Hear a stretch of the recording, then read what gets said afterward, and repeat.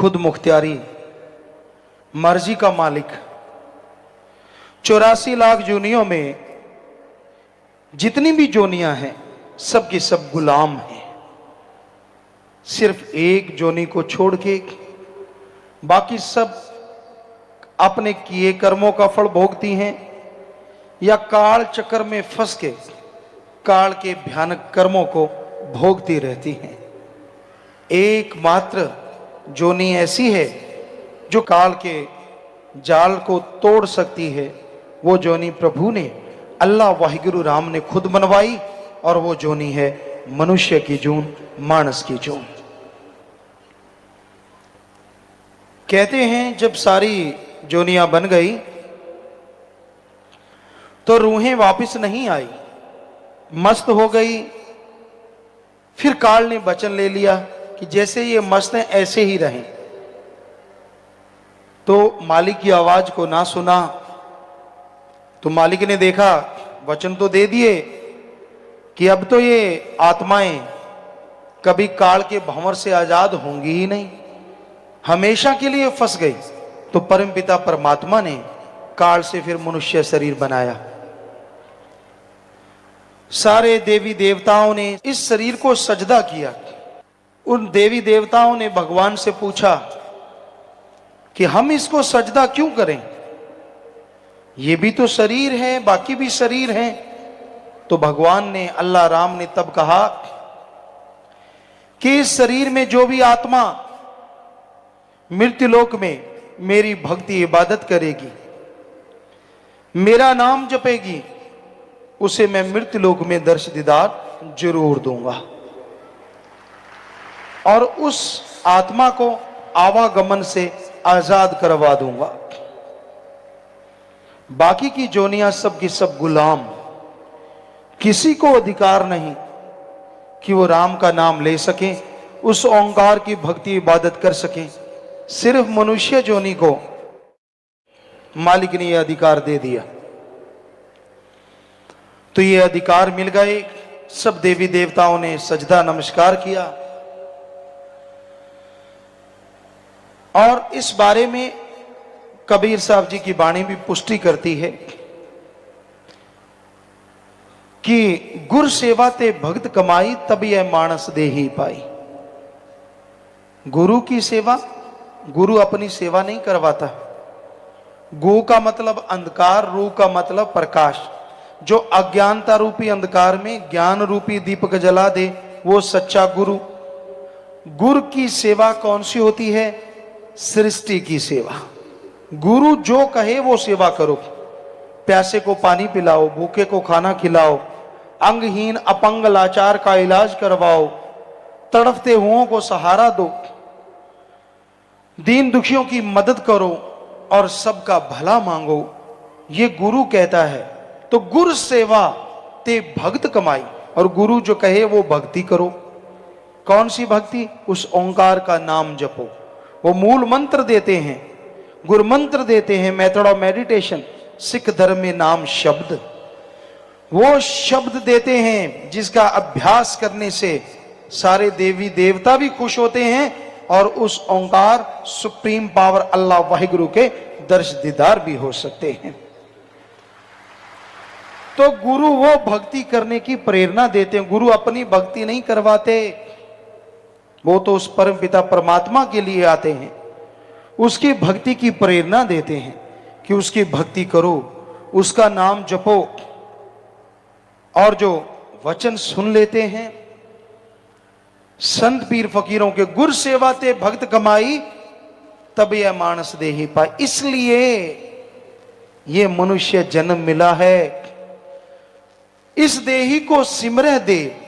इस शरीर के लिए देवी देवता सुमरन करते हैं, क्योंकि उनको भी पता है आवागमन से अगर मुक्ति हो सकती है तो मनुष्य के शरीर में आके, चाहे कोई देवी देवता बना फिरता रहे, आवागमन से मोक्ष मुक्ति सिर्फ मनुष्य के शरीर में संभव है। ये धर्मों में, रूहानियत में बताया गया है। तो इस देही को सिमरह देव, सो देही बजहर की सेव, भजो गोविंद भूल मत जाहो, मानस जन्म का ही लाहो। भाई इस शरीर के लिए देवी देव सुमरन करते हैं, भक्ति करते हैं, इबादत करते हैं कि हे परमात्मा हमें भी मनुष्य शरीर दे।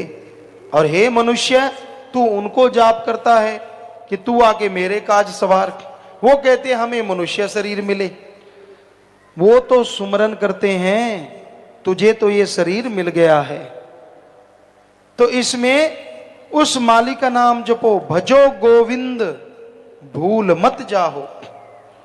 गोविंद जो दोनों जहां का मालिक है, वो ओंकार, एक ओंकार, वो अल्लाह का नूरे जलाल, वो सुप्रीम पावर, उसका नाम जपो, भूलो नहीं, वही मुक्ति का दाता है। भजो गोविंद भूल मत जाहो, मानस जन्म का यही लाहो। मनुष्य शरीर का सबसे बड़ा लाभ यही है कि जीते जी गम चिंता टेंशन परेशानी बीमारियों से आजादी मिल जाए और मरणोपरांत जन्म मरण से मुक्ति मिल जाए। तो ये मालिक के नाम के द्वारा संभव है, ना पैसे से, ना दिखावे से, ना ढोंग पखंड करने से, ना किसी और तरीके से मालिक खुश होता है।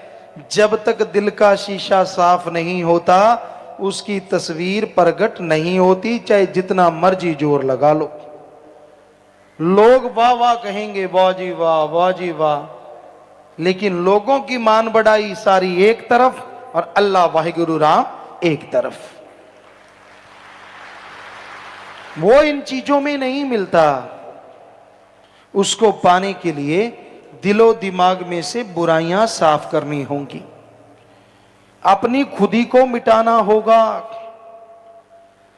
चाखा चाहे प्रेम रस, राखा चाहे मान, एक म्यान में दो खड़ग, देखा सुना न कान। चाखा चाहे प्रेम रस, मालिक के प्यार को पाना चाहता है, और दूसरी तरफ मान बड़ाई वावा का भूखा है। दोनों चीजें एक म्यान में नहीं रहती। जैसे एक म्यान में दो तलवार, कबीर जी कहते ना तो देखा ना सुना, उसी तरह एक शरीर में झूठी मान बढ़ाई और अल्लाह वाहिगुरु राम का प्यार इकट्ठे नहीं रहते। यहां मालिक का प्यार है, वहां अहंकार नहीं, और यहां अहंकार है वो थोथा चना बाजे घना, वो खाली है, उसके अंदर मालिक का प्यार नहीं, वो कोरा ज्ञान सुनाने वाला है। क्योंकि जिनका हृदय साफ है, जिनके अंदर अहंकार नहीं, खुदी नहीं, उनके अंदर खुदा बसता है। यहां खुदी है, वहां से खुदा कोसों किलोमीटर दूर चला जाता है, सैकड़े किलोमीटर दूर चला जाता है। इसलिए अपने आप को पवित्र बनाओ, मालिक का नाम जपो, उसकी भक्ति इबादत करो। उसके नाम में यह शक्ति समाई है कि आपके अंदर के कचरे को साफ कर दे। जैसे जमींदार भाई हैं, कपास नरमा जो भी फसल बोते हैं, अगर सही टाइम पे संभाल करें तो फसल फलती फूलती है। सही पानी हो, खाद स्प्रे जो भी आप देते हैं, पर उसमें एक चीज और भी जरूरी है, उसमें से घास फूस निकालना भी जरूरी है। जिस जमींदार के खेत में घास फूस ज्यादा बढ़ जाता है और वो आलस करता है, आज नहीं यार कल निकालेंगे, कल नहीं यार परसों निकालेंगे, उसको ये नहीं मालूम कि जो ताकत तेरी नरमे के पौधों ने, कपास के पौधों ने लेनी है, वो तो घास फूस खींचते जा रहे हैं। कहां से फसल फलेगी, कहां से हरा गहरा हरा रंग आएगा, वो तो बेचारे पीले कुमला जाएंगे। अगर कोई सही टाइम पे घास फूस निकालता है और सही टाइम पे फसल की कीड़ों से, बीमारियों से रोकथाम करता है, तो फसल भी कई गुना वफा करती है। उसी तरह आपके शरीर को भी जरूरत है अंदर से घास फूस निकालने की। आपके शरीर में काम वासना, क्रोध, लोभ, मोह, अहंकार, मन माया रूपी घास फूस बढ़ता ही जा रहा है। ये बीमारियां आपकी आत्मा को चौं तरफ से घेरे बैठी हैं। आलस ना करो यार, कल करूंगा, परसों करूंगा। आपकी आत्मा को निचोड़ के रख देंगी ये बीमारियां। इसलिए संभाल करनी है। अंदर का ये घास फूस बीमारियां निकालने के लिए एकमात्र स्प्रे, एकमात्र उपाय राम नाम की दवा का छिड़काव है। जीभा से राम नाम जपो, ख्यालों से राम नाम जपो, ये सारी बीमारियां खत्म हो जाएंगी और आपकी आत्मा महक उठेगी और मालिक के दर्श दीदार से अंदर बाहर से माला माल होते जाओगे। समय पे संभाल जरूरी है। जब समय चला जाता है, पीछे पश्चाताप करने से कुछ हासिल नहीं होता। आयु बीती जात है, हरि से क्यों ना हेत। समय बीत रहा है, जो सेकंड, जो मिनट, जो घंटा, दिन, महीना, साल आपकी जिंदगी का गुजर गया, समझो आप छोटे हो गए, आप मौत के और नजदीक हो गए।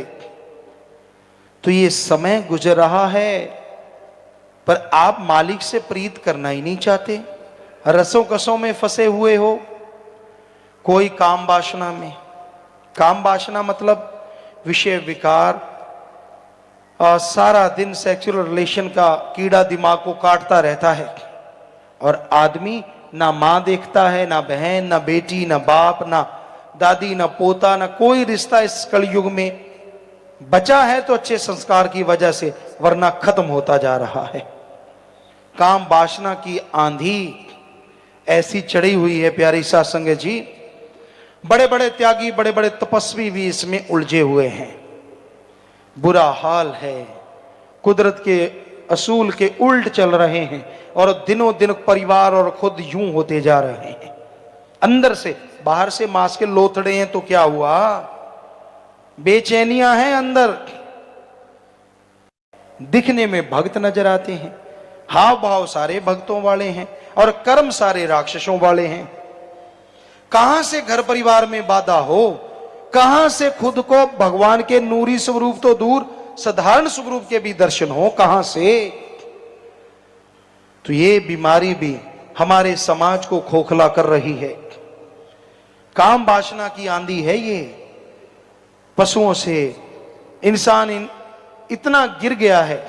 पशु भी तब विषय विकार में पड़ते हैं जब उन्होंने बच्चा औलाद लेना होता है, कुदरत के नियम को पूरा करना होता है। पर आदमी पशु से गिर गया है, इसको कोई लेना देना नहीं इन चीजों से। तो भाई ये एक बीमारी, महाबीमारी बनती जा रही है। कहीं भी देख लो, किधर भी देख लो, इस बीमारी से जब हम निगाह घुमाते हैं, कोई कोई बचा नजर आता है, वो भी जिसके अच्छे संस्कार हैं, सतगुरु अल्लाह मालिक से बेहद प्यार है। अदरवाइज तक कमरा बंद कर करके सतगुरु के वचनों की धज्जियां उड़ाते हुए ऐसे कर्म करते नजर आते हैं और पल पल उनको भोगना होगा। अगर वो ना चेते, अगर वो ना जागे, तो फिर ऐसे चिल्लाएंगे कि दुनिया जागेगी, उनको पता चलेगा ये बीमारी के घर हैं। तो भाई ये चल रहा है। दूसरा मीडिया, इंटरनेट वगैरह है, और लगाया तो वो गया अच्छे के लिए, बच्चों की अच्छी शिक्षा हो, अच्छी पढ़ाई हो, बच्चे उससे नॉलेज लें, बहुत अच्छी बात है, कोई उसमें गलत नहीं है ये चीजें। अगर ये तो स्वस्थ है, बच्चे तो बेचारे ये स्वस्थता उठा रहे हैं, लेकिन उनके जो हेड हैं वो इससे दुरुपयोग में लगे हुए हैं। दिन रात गलत कार्य उसको लगा हुआ है, उसमें सब कुछ गलत चलता है, बुरा चलता है, और उसको देख देख के दिन रात बुराइयों में डूबे हैं। दिन रात अपनी बेड़ी पे बट्टे नहीं डाल रहे, अपनी बेड़ी को फाड़ रहे हैं कि जल्दी से डूब जाए, ज्यादा टाइम क्यों लग रहा है। ये भी एक बीमारी है जो फैलती जा रही है, बढ़ती जा रही है, जो आदमी के दिमाग को मालिक की तरफ नहीं लगने देती बल्कि गलत तरफ। और फिर जब कर्मों की मार पड़ती है फिर चिल्लाते हैं ऐसा क्यों हो रहा है। क्या बताएं, किस किस को कहें। हमाम में सब नंगे हैं। हमाम कहते हैं स्नान घर को, और उसमें कोई कपड़े पाके तो नहाता नहीं। एक आधा कोई बुद्धू होगा जो कपड़े समेत नहा लेता होगा, वरना तो कपड़े उतारने ही पड़ते हैं। तो हमाम में सब नंगे हैं, समझदार को इशारा काफी है। काम वासना से कोई बिरला ही बचा है, सब डंगे हुए हैं। सुमरण करे, मालिक पे दृढ़ विश्वास रखे तो बचाव हो जाए तो हो जाए भाई, वरना तो हम उस मालिक और सतगुरु के अलावा मानते नहीं कोई इससे बच जाए। बुरा हाल है समाज का। फिर है क्रोध। क्रोध कहते थे फला का गुस्सा नाक पे है, पर आज तो गुस्सा मुंह पे ही आ गया है। इतना दूर भी नहीं है, सीधा ही है। किसी को छेड़ के देखो, सीधा करंट मारता है। किसी को कुछ कहा ना हो तो भी आ बैल मुझे मार। भाई तू कौन, मैं खाम खा। तुझे कुछ कहा नहीं कहा, तुझे बुरा बोला नहीं बोला, पर लोग इसलिए जलते हैं तूने अच्छा क्यों बोला। आग लगी पड़ी है, आग। किसी धर्म में बता दो निंदा करो, किसी को बुरा कहो लिखा हो तो हम सत्संग करना छोड़ देंगे। और बताओ क्या कहें। बड़े बड़े धर्म के नुमाइंदे आए हमारे सामने, हम पूछते हैं उनसे किसने सिखाया है आपको किसी की निंदा करनी, किसी को बुरा कहना, कहां किस ग्रंथ में लिखा है। बनते फिरते हैं धर्म के ठेकेदार नुमाइंदे। अपने आप को सुधार लो, इतना ही काफी है। आज समाज में इतना बुरा हाल है, दूसरों की बुराइयां बिना वजह। अरे मालिक की तलवार ऐसी गिरेगी, वो चल जाएगी, पीछे आवाज ही आवाज छोड़ जाएगी। डरो उसकी तलवार से। कोई अच्छा करता है, अच्छा बोलता है, अच्छा कहता है, अच्छे कर्म करवाता है, आपको चलूने क्यों लड़ते हैं। क्या बीमारी है आपको। कर्म अच्छे करने तो खुद करो, दूसरे को करने से मत रोको। ये कलयुग, ये घड़ा पापों से भरता जा रहा है, खास करके ऐसे लोगों का ही जो दूसरों की निंदा करते हैं, क्योंकि किसी धर्म में लिखा ही नहीं है। गुरु सहबानों के पवित्र गुरबाणी में तो, क्योंकि हमने पढ़ी है पूरी की पूरी, बहुत बार पढ़ी है, इतने पेज भरे हैं पर निंदा के पाप के कि पढ़ पढ़ के आदमी सोचे यार इसको पढ़ के निंदा कर ही नहीं सकता आदमी। पढ़ के देखो, निंदा भली किसी की नाही, मनमुख मुग्ध करन, मुंह काले तिन निंदका, नरके को और पवन। मनमुख वो गुरु का तो है ही नहीं। गुरु सहबानों की वाणी कह रही है उसके ऊपर गुरु की तो कोई कृपा है ही नहीं जो निंदा करता है। मनमुख है वो, मनमुख। मुग्ध महामूर्ख है। मुग्ध का मतलब मूर्ख, महामूर्ख। मनमुख मुग्ध करन, मुंह काले तिन निंदका, नरके को और पवन। या तो कह दो गुरुओं की वाणी झूठी है, जो कि हो नहीं सकता, क्योंकि उनका तो एक एक अक्षर सच था, सच है और सच ही रहेगा। तो फिर क्यों यहां भी नरक पैदा कर रहे हो और आगे भी नरक पैदा कर रहे हो। दोनों जहान में मुंह काला होगा तो होगा ही होगा 100%।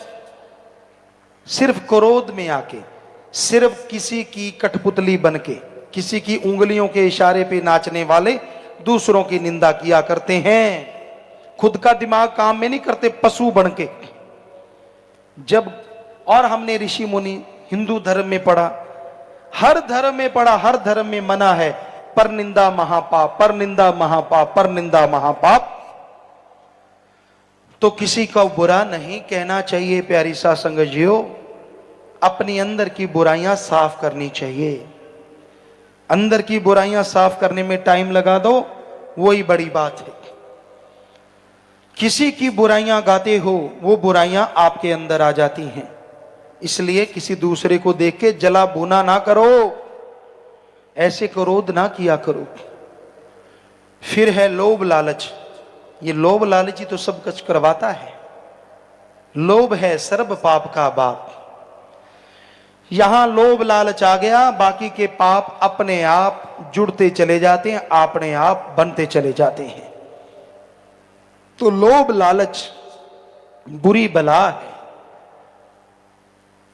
इससे बेटा बाप को मारता है, भाई भाई में दुश्मनी पैदा हो जाती है।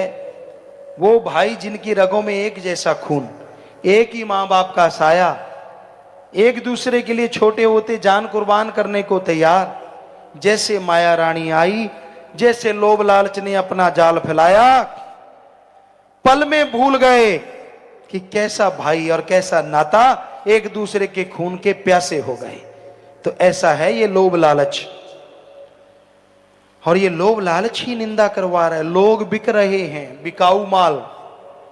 कैसी मां बाप की औलाद, लानत ऐसी जननी पे जिसने ऐसी औलाद को जना, और लानत उन पे जो अपने दिमाग का इस्तेमाल नहीं करते। चंद नोटों के लिए आदमी आदमी को मार देता है। हमने आपको बात सुनाई, पहले भी कई बार सुनाई है, कि गांव के मुखिया थे। सच्ची बात है ये 100%। गांव के मुखिया, जिसे सरपंच कहें, प्रधान कहें, पुराने टाइम की बात है, काफी पहले की। तो अच्छा पैसा था, गुंडागर्दी बढ़ने लगी। वो बेचारा बड़ा नेक, बड़ा समझदार था। तो लेकिन लोग जलने वाले बहुत होते हैं।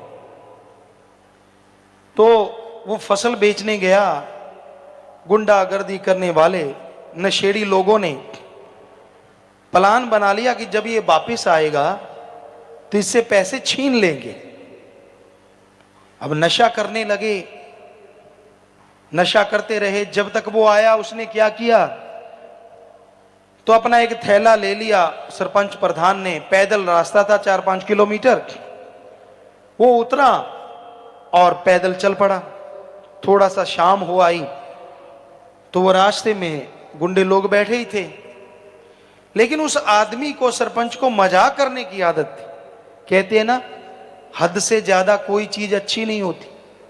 ना ज्यादा धूप, ना ज्यादा मेघला, ना बरसात अच्छी ज्यादा, ना धूप ज्यादा अच्छी। मौसम बढ़िया रहे तो अच्छा है। कोई भी चीज ज्यादा अच्छी नहीं। तो वो मजाक बहुत करता था, ये उसकी सबसे बड़ी कमी थी। तो गुंडों ने उसका रास्ता रोक लिया, थैला लिया, हाथ में थैला था, भरा हुआ था। कहने लगे इसमें क्या है? कहने लगा इसमें है तरमाल। तरमाल, तरमाल मतलब वो तरकारी लेके आया था, सब्जी। अब तरमाल का पंजाबी में उत्तर बनता भी काफी कुछ है। तरमाल, तरावट ज्यादा है। वो गुंडों ने फिर पूछा क्या है? कहता तरमाल। छीनने लगे, कहता ना ना मैं नहीं देता। तो उन्होंने झट से गोली मार दी, मर गया। निकाल के देखा तो 2-5 रुपए की सब्जी, कुछ भी नहीं, क्योंकि उसने पैसा अपने बैंक में, अपनी दुकान पे जमा करवा दिया था। बताओ आदमी की कीमत कितनी हुई? चंद तरकारी। अरे मारने वालों, जो आप किसी से रुपए लेके किसी आदमी को मारते हो, चंद नोटों के लिए हम आपको करोड़ों रुपए देते हैं। उस मरे हुए को जिंदा कर दो और करोड़ों रुपए ले लो। कर सकते हो जिंदा? अगर नहीं तो मारने का हक तुझे किसने दिया? मारे रखे आप। भगवान के हाथ में है ये हक, अपने हाथ में ना लो, वरना जिंदगी भर खुद मरोगे। सारी औलाद, आने वाली गुजरी हुई पीढ़ियां नरकों में, दोजख में भयानक सजा तड़पती रहेंगी। इसलिए गुलाम ना बनो। भगवान ने आपको आजादी दी है, किसी के गुलाम बन के जिंदगी क्यों गुजारते हो? तो फिर है मोह ममता। ये मोह ममता भी बड़ी बुरी बला है। मोह ममता में जो अंधे हो जाते हैं, उन्हें अपनों के अलावा कोई नजर नहीं आता। पहले कहते धृतराष्ट्र मशहूर था, अकल से भी अंधा, आंखों से भी अंधा, और दुर्योधन को जहर बना दिया उसने, सारी कुल खत्म कर ली। आज कोई धृतराष्ट्र दिखता नहीं, क्योंकि आज ये देखने वाली बात है धृतराष्ट्र कौन नहीं है, सारे ही धृतराष्ट्र बने हुए हैं। कोई मालिक का प्यारा ही बचा है। हर किसी को अपनी औलाद, हर किसी को अपना परिवार, दूसरा तो कोई नजर ही नहीं आता। महा बीमारी लगी हुई है मोह ममता की। बच्चों के लिए कमाना, पैसा बनाना, इकट्ठा करना, ये कोई गलत कार्य नहीं है, ये तो आपका फर्ज है, कर्तव्य है। पर धर्मों में लिखा, हिंदू धर्म में कड़ा परिश्रम करके खाओ, सिख धर्म में दशा नवादी कीर्त करो, इस्लाम धर्म में हक हलाल की रोजी रोटी खाओ, इंग्लिश फकीर हार्ड वर्क करके खाओ, जितना मर्जी कमाओ। पर किसी के मुंह का निवाला छीन के खाओगे तो वो हरी रस अमृत नहीं, जहर का काम करेगा, धीमे जहर का। ठगी, बेईमानी, भ्रष्टाचार, दूसरे का हक मार के खाना, ये मोह ममता के भी कारण लोग कर रहे हैं, अपनों के लिए बनाने के लिए। तो ये गलत है, महापाप है। फिर है अहंकार, किसी को ऊंचे धर्म का, किसी को ऊंची जात का, किसी को राज पहुंच का, किसी को धन दौलत का, किसी को जमीन जायदाद का, किसी को अपनी औलाद का। और अहंकार को मार पड़ती थी, पड़ती है और पड़ती ही रहेगी। 1 लख पूत 1.25 लख नाती, तै रावण घर दिया न बाती। रावण से बढ़ के कोई अमीर नहीं, रावण से बढ़ के कोई साइंटिस्ट नहीं, वैज्ञानिक नहीं, क्योंकि उसके कंधे पे परमाणु हमेशा टंगा रहता था। रावण से बढ़ के कोई धर्मों का विद्वान नहीं, चारों वेदों का टीकाकार पंडित था। हर राजनीतिज्ञ नहीं, सारे शास्त्र उसने पढ़ डाले थे, जुबानी याद थे। उससे बड़ा धनवान नहीं, उसके नौकरों के कमरे भी गोल्ड सोने के बने हुए थे। सो उसने अहंकार किया और उसका बुरा हाल हो गया।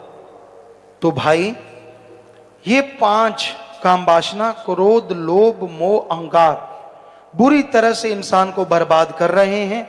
ऊपर से मन माया इनके मुखिया हैं, हेड हैं, इनके सरदार हैं, जो बुरी तरह से जीव को भरमाते हैं। चंद नोटों के लिए आदमी को जो मर्जी बुला लो, चंद नोटों के लिए आदमी से जो मर्जी करवा लो। नकली मां बाप मिल जाएंगे, नकली रिश्ते मिल जाएंगे, पर सच्चा प्यार अल्लाह वाहिगुरु राम का भक्ति इबादत के बिना बाजार से खरीदा नहीं जा सकता। अगर अंदर भावना होगी, अंदर वैराग्य होगा, तो वाहिगुरु राम की कृपा होगी। कपड़े पहनने से या शरीर को हार श्रृंगार लगाने से भगवान मिलता तो बैली शैली कब के भगवान को खरीद के ले जाते। ये बाहरी ढोंग ढकोसले से नहीं मिलता। जब तक अंदर का छल कपट नहीं छोड़ते, मालिक के दर्शन नहीं हो सकते। चाहे जितना मर्जी दिखावा कर लो, भावना शुद्ध हो, मन चंगा कठौती में गंगा। रविदास जी ने चमड़ा भिगोने वाले उस जो पत्थर की चीज थी उसमें से गंगा बहा दी थी पूरी की पूरी। राजा को कहा था सोने के कड़े निकाल ले जितने निकालने, मन चंगा कठौती में गंगा। कहने का मतलब अगर आपका अंदर साफ है, राम नाम आप लेने वाले हैं, तो घर परिवार में रहते मालिक के दर्शन कर सकते हैं। जंगल उजाड़ों में जाने की जरूरत नहीं पड़ती। और अगर मन गंदा है, यहां मर्जी घूमते रहो, मालिक नहीं मिलने वाला। हाँ शौक है, आप कर सकते हो, बड़े कपड़े लत्ते पहन के ये वो ये फूं फा ये कर सकते हो, क्योंकि ये कलयुग है, इसमें इससे हवा मिलती है। पर जो वाहिगुरु राम अल्लाह ईश्वर को पा लेते हैं, उनके अंदर अहंकार नहीं होता, उनके अंदर शूफ है नहीं होती। वो तो क्या कहते हैं श्री गुरु नानक देव जी महाराज के, जो इतनी बड़ी पदवी के मालिक हुए, उन्होंने कहा है, क्या कहा है, कोई आखे पूतना कोई कहे बिताला।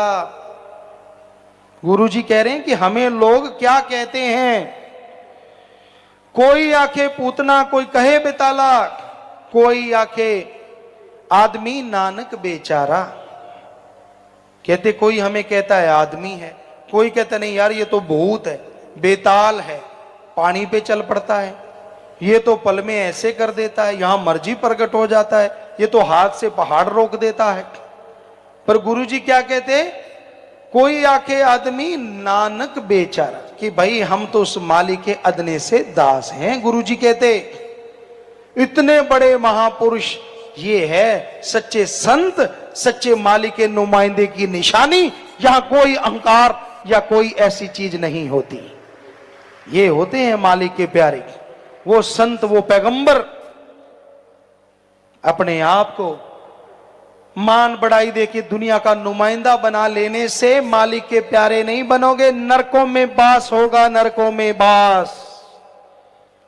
क्योंकि गऊ को आटा दिखा के उसका घात करवाने के समान है धर्म का नाम लेके लोगों को लूटना, लोगों को गुमराह करना और उनको धर्मों के उल्ट रास्ते पे लेके जाना। धर्म नहीं सिखाते। धर्म शब्द का मतलब क्या है? पूछो आलिम फाजिलों से। धर्म शब्द का मतलब है आदमी को आदमी से जोड़ो, धारण कर लो, और आदमी को अल्लाह वाहिगुरु राम से जोड़ो।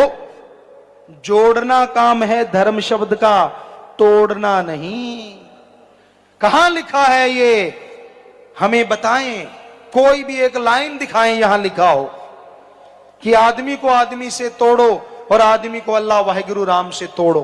कहां लिखा है ये? किस पवित्र ग्रंथ में लिखा है? सो भाई, ये कलयुग है, ये मन रूपी ग्रंथों में लिखा हुआ है।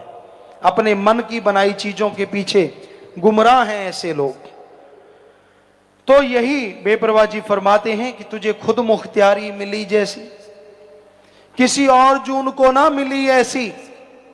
ऐसा सोचने का हक किसी को और मिला ही नहीं। अब जो जी चाहे कर ले, तेरी मर्जी। चाहे शैतान का बाप बन जा भाई बुरे कर्म करके, पर संत नहीं चाहेंगे कि तू ऐसा बन।